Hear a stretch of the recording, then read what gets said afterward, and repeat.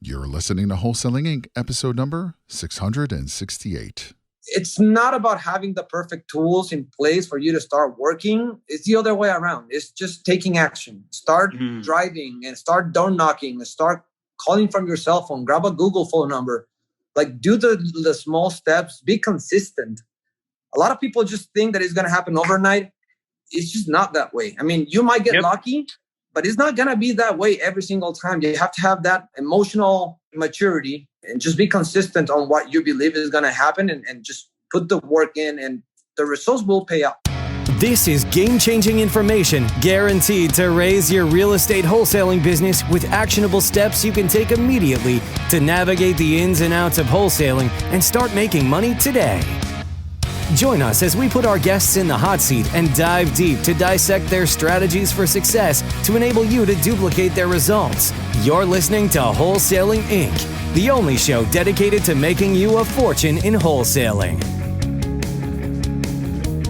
What's up, tribe? Welcome to the Wholesaling Inc. podcast. I am your host and Wholesaling Inc. coach, Rafael Cortez, and I'm super excited because today we have from TLP Fund, Mr. Rodolfo and Licon and Miguel Prado. They're a dynamic duo here in the Phoenix Maricopa County area, and they've been crushing it since 2019. I mean, I got to know you guys a while back when you guys were first getting started, and I've been able to see your guys' journey from the get-go. So it's pretty exciting to have you guys over and then just pick your brains on what that journey has been. Thanks for stopping by, guys. Oh, man. Thank you for having us. You guys have been wholesaling for about, a year and a half? About a year and a half, yeah.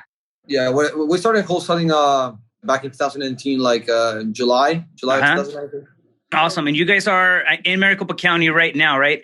Are you tapping into different markets? Are you tapping into different areas where you're wholesaling as well, or just here? No, so right now we're just hitting Arizona. We did expand to Texas for a little bit, but we decided to just come back and focus on what we know in our home and try to take over a little bit more of the market. And we'll see later on. It's good to have like satellite markets, I call them, right? Like virtual wholesale markets for sustainability and growth.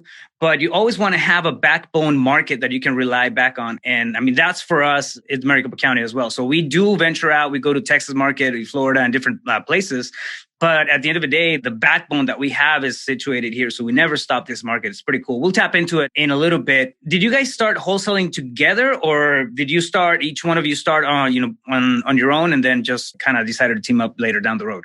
Started real estate like first of 2018, Realtor. And then I heard about a podcast called Real Estate Disruptors. We've all heard of it. Yeah. Right. Yep. And then March 2019, I was like, I got to try this. So I went and started working at sales, wholesaling, everything. So I kind of feel like Rodolfo and I took the long route, but we'll talk a little bit more about that. But in the end result, it pays off because a lot of people start trying to do everything themselves. And we went like, no, let's go learn from the best, see what they're doing. And we were upfront with them that, hey, we're here to about a year. We're going to learn and we're going to move on. And they were happy with that. And then we'll venture off and do our thing. So I started around March 2019, and then Rodolfo will tell his story on how he got started too. Yeah, I started with real estate. Well, I started learning about real estate back then in 2016, but I was still having a job with Gatorade at the time. For me, it was a little bit harder to just jump into the wholesale right away. About July of 2019, that's when, or August, I don't know.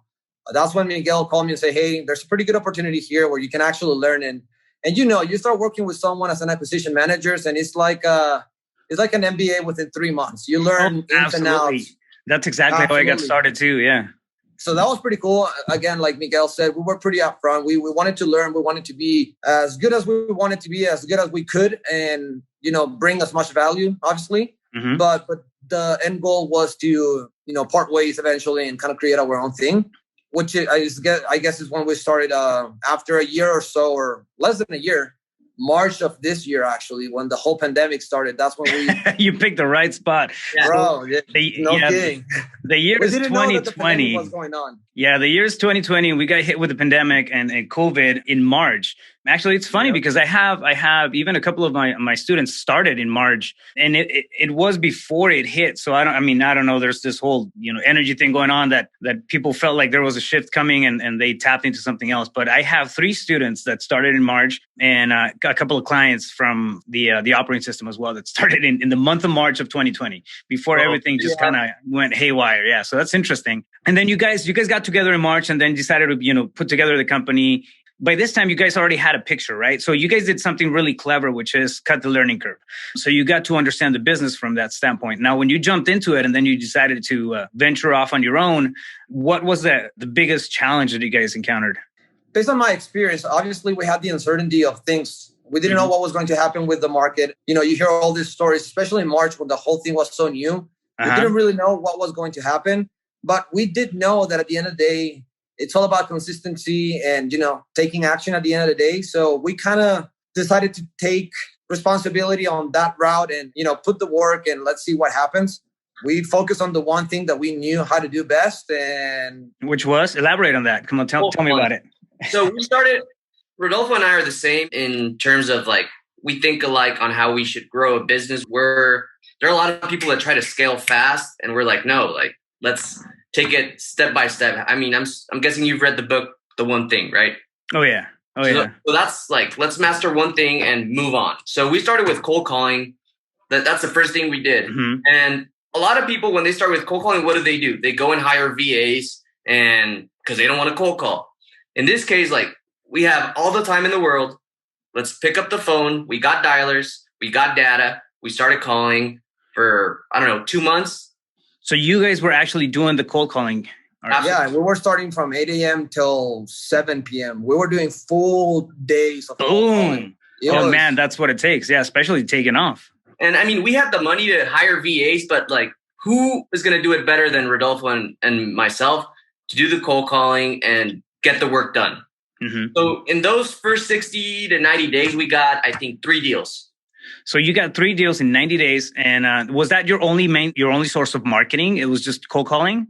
For 60 days. For 60 then days. After we kind of got some same money from those cold calling deals, we decided to incorporate texting. And Rodolfo can elaborate on how we started incorporating texting.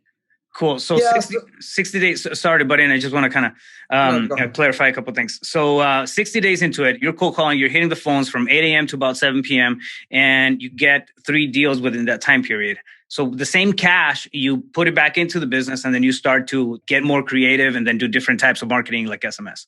Yeah, actually, for the first 3 months, we actually didn't pay ourselves. We were putting everything into the company. We were tapping into our savings for the most part. And the focus was to grow to a point where we could utilize a little bit more money for marketing and try to remove ourselves and just make the company a little bit more efficient.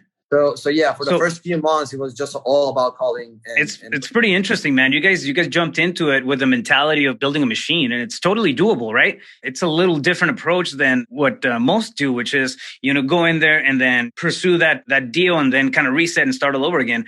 But if you build it almost with the end in mind, I mean, you can create a company like the one that you guys have right now. What's your average deal flow right now? Before, I kind of want to say the structure of the business right now before we talk about that.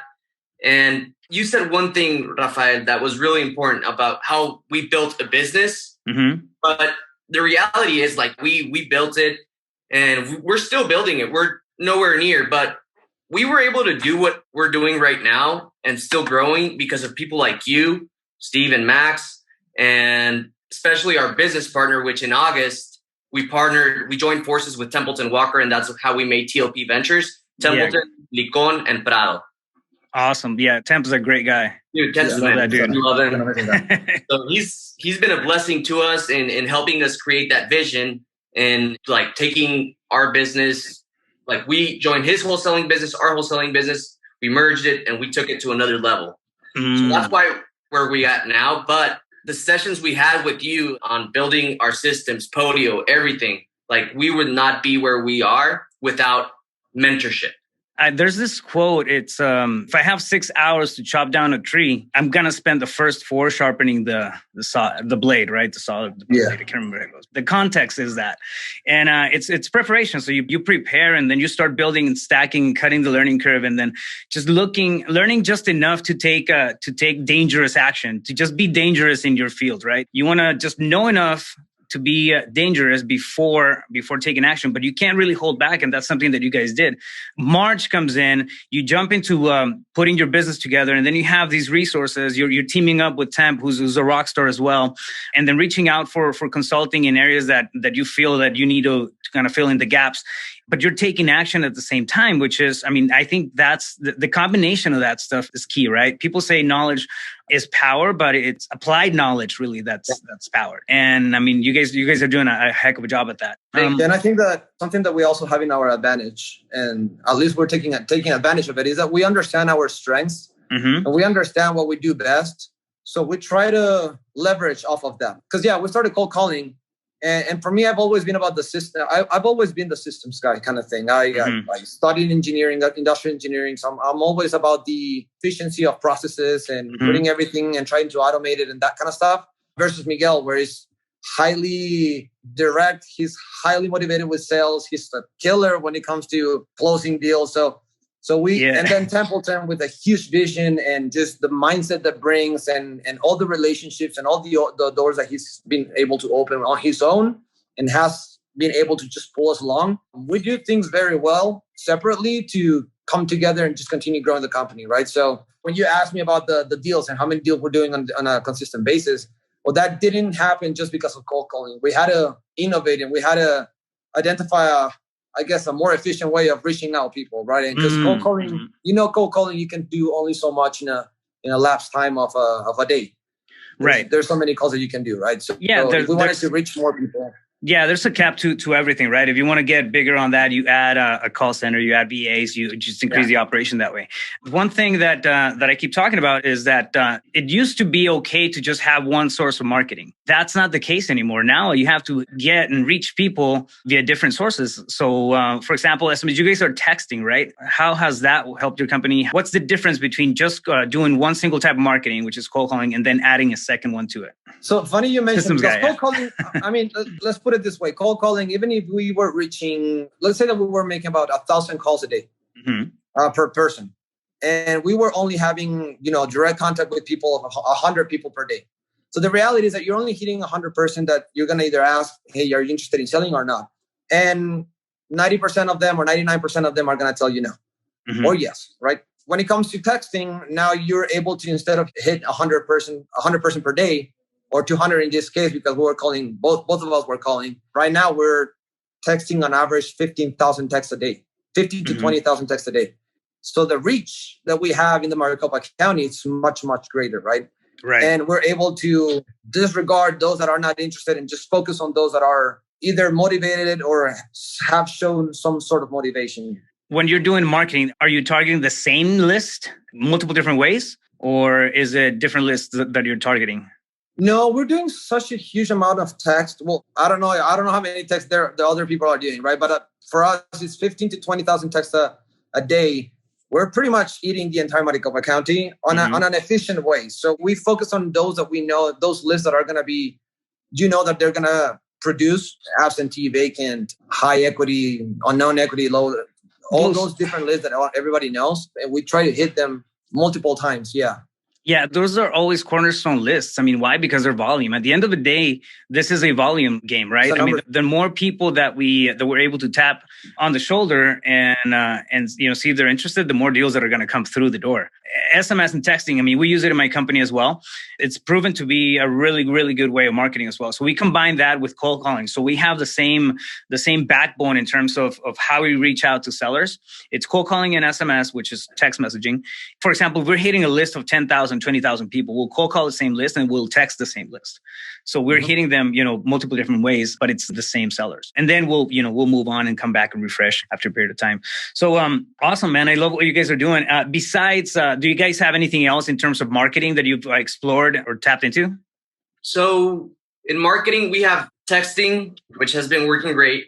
And we have, that's like more on Templeton's side, the referral side, Mm-hmm. where he has a ton of relationships with realtors, wholesalers. He's an established buyer, and he works those relationships, and we're starting to work those relationships too. Mm-hmm. And we bring deals from that side as well. And From the Vine, right? From the network. yes, Yep. definitely. I mean, just nourishing those relationships with realtors, wholesalers, and all those relationships. I mean, How do you guys work with real estate agents? I mean, I know how we do it in my business, but it's if you have the right relationships built with agents, I mean, they can really make your business, at least for the beginning of it, until you get some traction on your own. How do you approach creating relationships with real estate professionals and then capitalizing on that or using that in your business? well, I think you've got to perform, right? Mm-hmm. With realtors, because I mean, they're a mediator. They're going to represent the seller. And at the end of the day, we are end buyers. Mm-hmm. So if we can't wholesale or double close a deal, we're taking it down. So you guys are actually closing on, do you close on all the deals that you guys take, or do you just assign some and? We assign some, we double close some, and we take down some. Okay, cool. It depends on what we want to do with that deal. But Templeton really showed us and taught us how to nurture that relationship with the realtor, that basically once you get in a relationship with the realtor and you perform and you give them what they want and you take care of them, like, hey, both sides of the commission, they're yours. Hey, like, thank you. Here's another fee, or bring us more deals and we'll pay you a referral fee from our brokerage because we're agents as well. Mm-hmm. So once you start taking care, very important. Yeah, no, they love that. I mean, and they make quick money. They make more money. And you close, they know you close, and they're going to make more money than a traditional listing.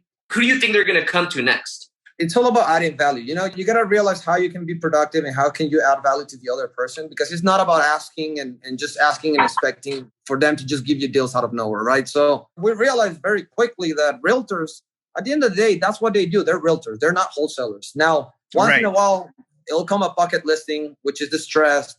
And rather than just going through the whole process of putting it on the market, it's much easier to just offload it with an investor. It's going to be a quick cash sell. Mm-hmm. And at the end of the day, everybody's going to win. The person is going to be win. The seller will get their money. The realtor gets to represent both sides of the sale. So they get compensated at the end of the day, and we get a deal as well. Yeah, that and I mean, they're solving a problem fast for their client, and we're coming in and solving a problem fast for them. But you're right, Miguel. Like the key is to perform. You have to perform, and it's pretty interesting that you give them both sides of the of the commission, and they make a good chunk of cash, and they're able to move that property fast. This is the crazy thing. So we think realtors, right? And the real estate professionals. I'm a real estate broker, but not every agent out there knows how to work with investors. Not every agent out there knows what wholesaling is, right? So a lot of these people have their license and they have access to properties, but they don't know anything else other than put them up on the MLS and try to find a traditional buyer for something that may need some work, right?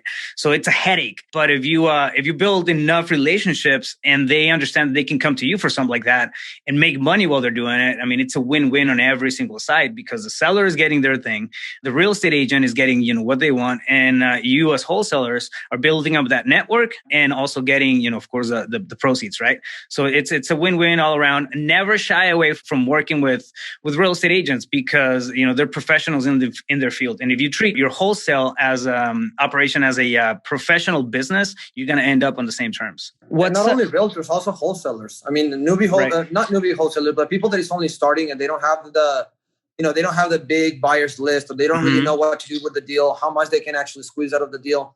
Yeah. So we've been able to nurture those relationships with new people that are just getting into the business. We kind of help them how to start the business, since we've had that same experience in the last few months, and just collaborating with new wholesalers trying to get into the industry has been also productive. At the end of the day, we help them and You're tapping into something very important too. Also, when you're starting off, some people start off with, oh, you know what? I have an uncle that buys properties, and they have a solid buyer on their hands, right?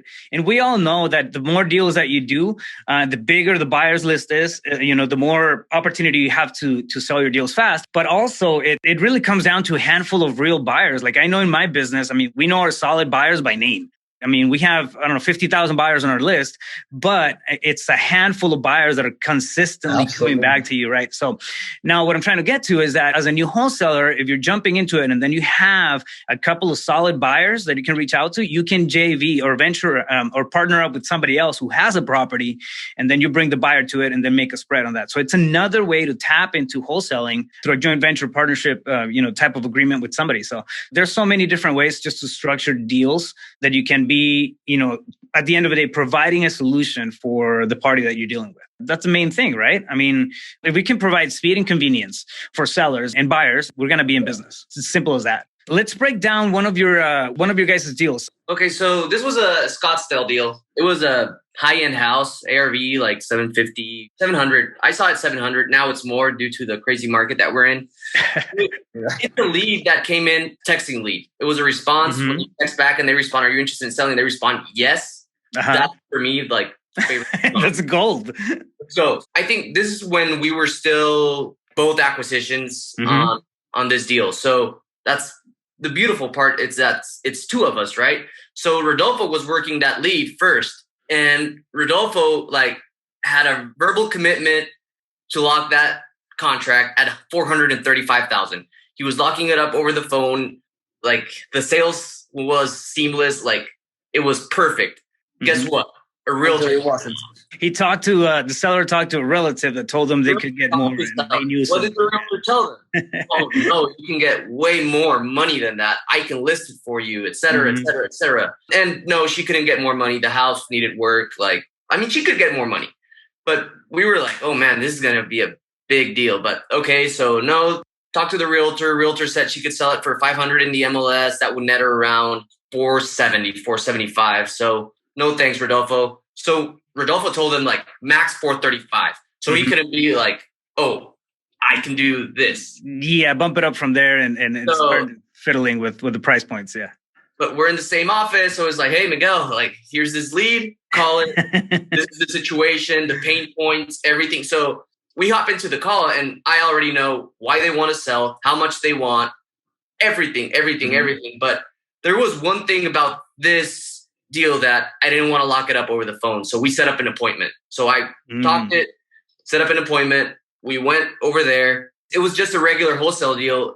She didn't know Rodolfo, she only knew by phone. So we always like to go to the buy appointments in two, because it's just weird, because when one's talking, the other one is thinking oh, if we say this is perfect.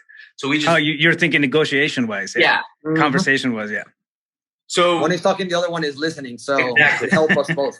We went over there, had a good appointment. We locked it up at $475. We were initially going to wholesale that one at $500.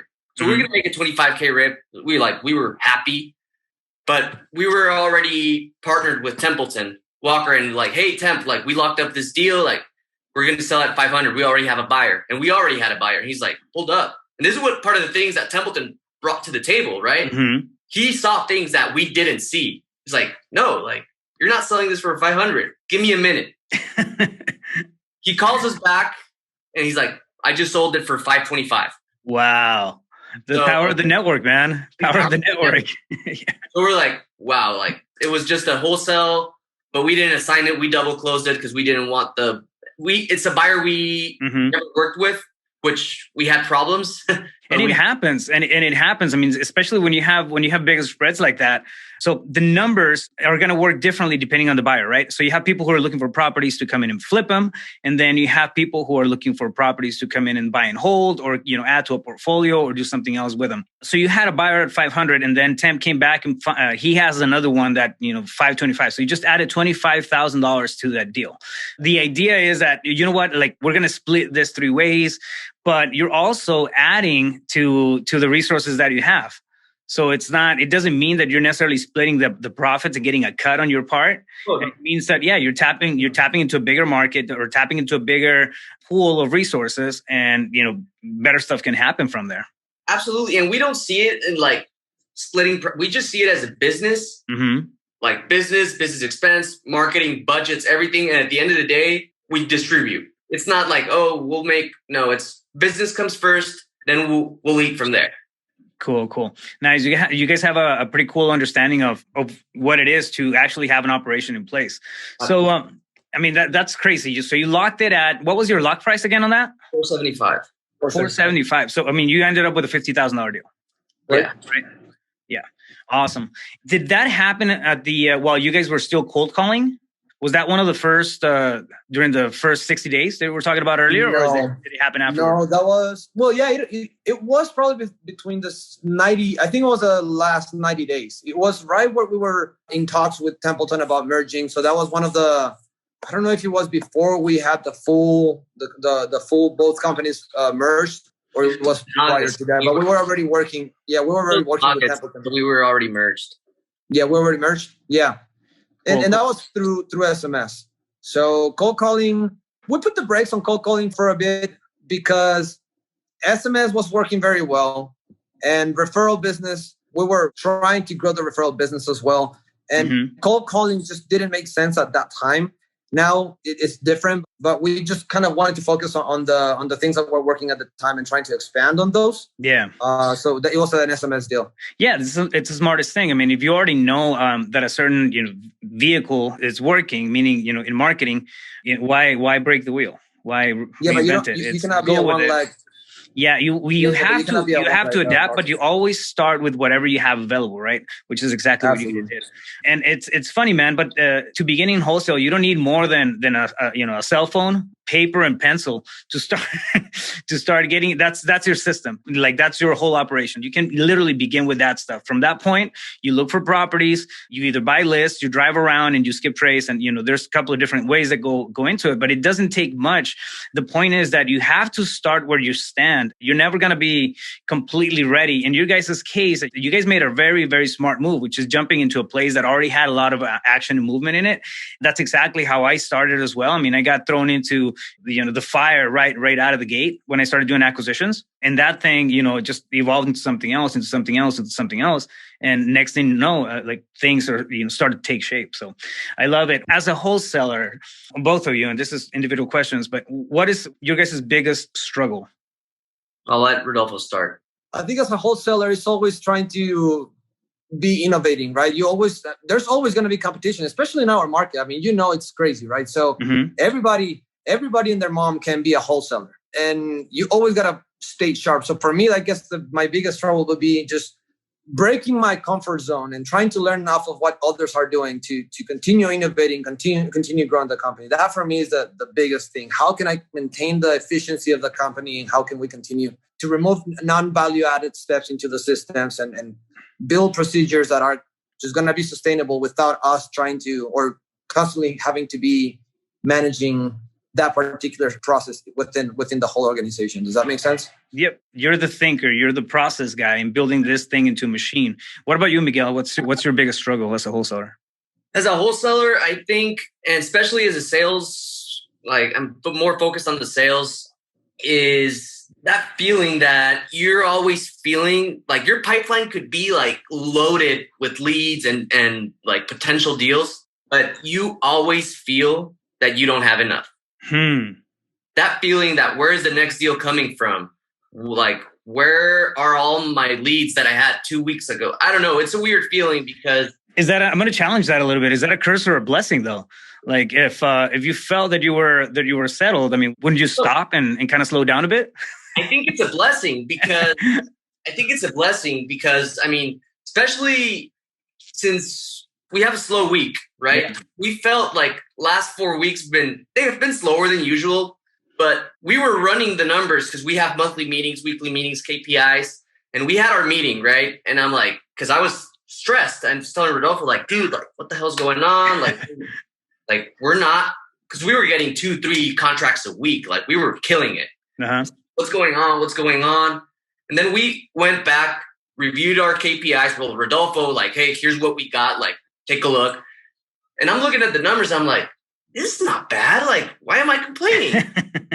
So you're just used to that high output type of deal. Exactly. But I think it's a blessing because we're never satisfied.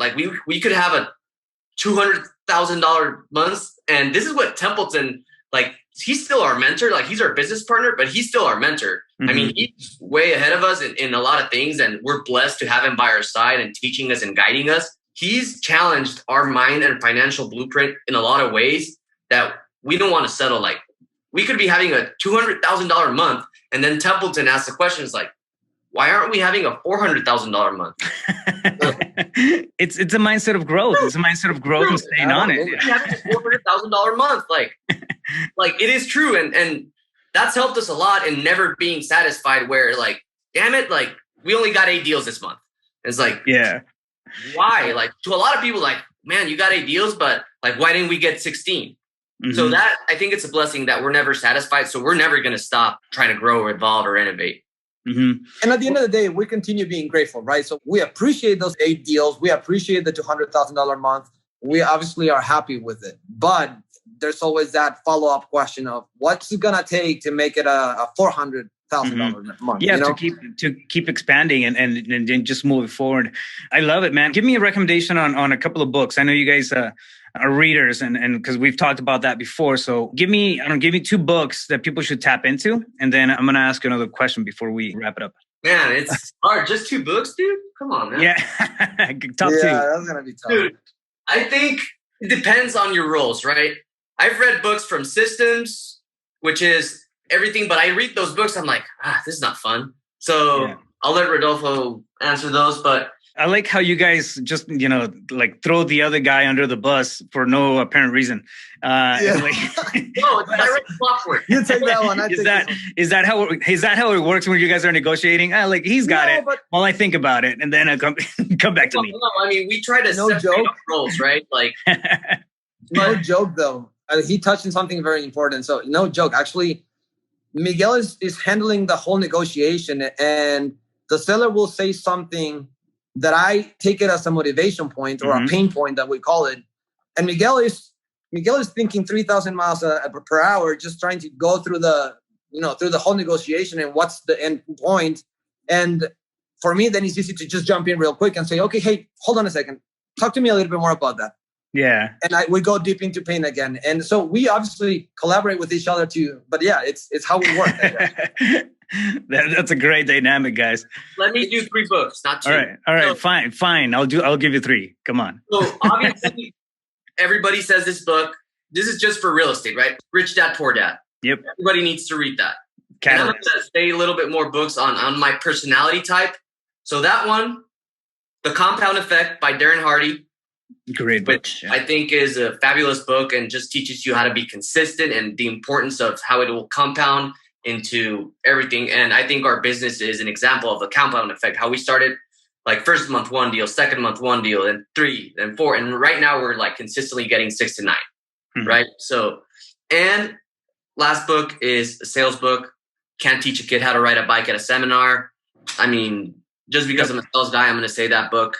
Just you got to have a system. And I know Max and Steve preach a lot about having a sales system. I learned from them, so I'm blessed. But yeah, I think those 3 books for me are probably the most important. Nice. Man, I'm horrible remembering names, but I know for a fact, obviously the Rich Dad, Poor Dad, that was for me the number one, the first book that I actually read that pointed to the right direction of investing in real estate. But then you have so many like The Clockwork and The One Thing, and I don't even... Traction and Rocket Fuel, those are your books? Traction and Rocket Fuel, obviously for us. I mean, trying to identify who's going to be the integrator and the visionary and who's taking charge of what. And that's what I thrive most for the most part. That's what I choose to read, just to be a little bit more in that's kind of my thing, right? So that's overall, I mean, he touched a bunch of good books. And you're right. I mean, as far as systems and setting up the foundations of a business, I mean, Traction, it's one of the best ones out there. I mean, it makes it easy to understand how the whole process works or should work. Now, what are the top 3 things that new wholesalers or aspiring wholesalers need to be focusing on when they're starting off? I'll let Rodolfo answer first, and then I'll answer. I think that's a very easy question because People tend to overcomplicate everything. And you start watching all these videos and YouTube videos, and you got to have all the systems, and you have to have the perfect podium, and you have to have the perfect CRM. And how it's not about having the perfect tools in place for you to start working. It's the other way around. It's just taking action. Start driving and start door knocking and start calling from your cell phone. Grab a Google phone number. Like, do the small steps. Be consistent. A lot of people just think that it's going to happen overnight. It's just not that way. I mean, you might get lucky, but it's not going to be that way every single time. You have to have that emotional maturity and just be consistent on what you believe is going to happen, and just put the work in, and the results will pay out. It's undeniable. We all know this. If you put the work in, it's going to pay off. But you just got to be consistent and start taking action somehow. Otherwise, you're just going to stay on the sidelines all the time. Oh, I love it. What about you, Miguel? My 3, I'll lead from what he said, started with massive action, but not just massive action, massive consistent action in everything. Staying on it, yeah. Make a mess and fix it up later with the money that you get. Like, that's the number one thing. Throw spaghetti on the wall, right? When you have no idea what's happening, throw spaghetti on the wall and then see what sticks. So yeah, that's the first one. The second one is learn how to bring value to other people like you. I mean, because there are so many big players surrounding us, you, Max Steve, Templeton. So I'll talk a little bit about that, bringing value on, because we wouldn't be where we are without Templeton. So how did we partner with Templeton? We started bringing value like in June. How did we bring value? Deals, opportunities for Templeton. So bringing value. And we were like, hey, we kind of work nice together. But how did that happen? By us bringing value to Templeton, which, I mean, he's years ahead of us, and he's still our mentor. So then guess what? Like, we're partners with Templeton Walker. And I told Templeton a funny thing. Have you read the book Think and Grow Rich? Me? Are you asking me? Absolutely. Yeah. Oh, yeah. How it starts that someone wanted to partner with Thomas Edison, I think it was. Oh, yeah. And they kept thinking about it and thinking about it and thinking about it. Dude, that was us. Like, we were like, I literally envisioned myself being a partner with Templeton Walker.